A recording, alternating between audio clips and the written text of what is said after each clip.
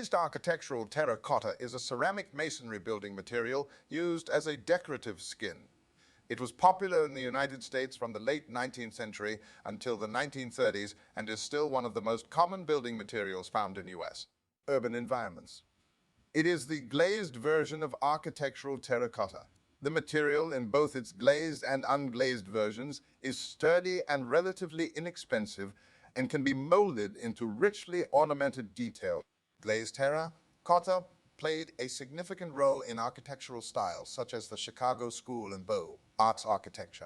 The material, also known in Great Britain as faience and sometimes referred to as architectural ceramics, was closely associated with the work of Cass Gilbert, Louis Sullivan, and Daniel H. Burnham, among other architects. Buildings incorporating glazed terracotta include the Woolworth Building in New York City and the Wrigley Building in Chicago. Glazed architectural terracotta offered a modular, varied, and relatively inexpensive approach to wall and floor construction. It was particularly adaptable to vigorous and rich ornamental detailing. It was created by Luca della Robbia, 1400–1482, and was used in most of his works. Terracotta is an enriched molded clay brick or block.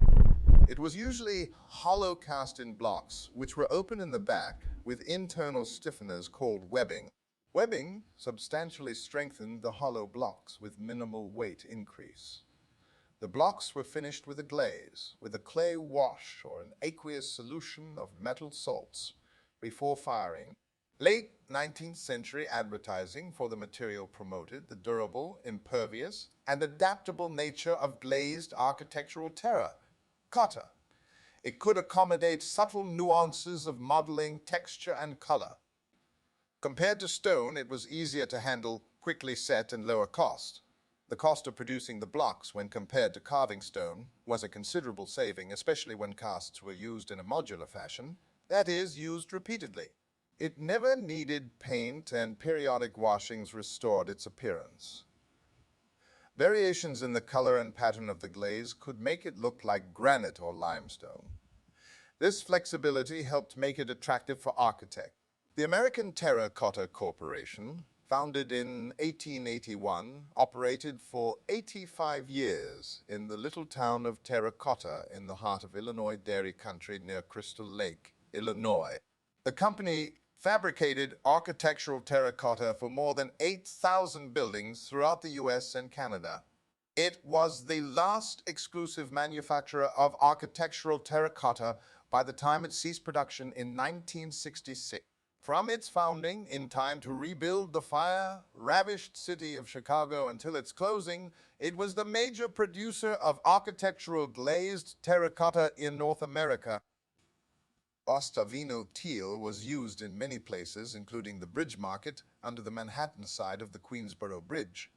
Although glazed terracotta was much more common in the United States, it was used in central Canada starting around 1900 on many of the area's first skyscrapers. The glazed terracotta used in central Canada was usually imported from the US or England.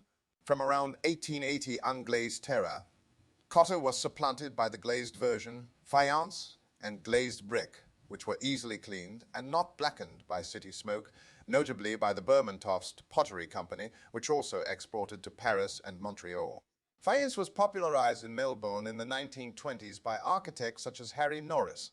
One of the leading commercial architects of the time in the city, Norris was strongly influenced by trends in American architecture and used faience on projects such as the Nicholas Building and the Keller Faulconer Showrooms, a 1928 car showroom in South Yarra.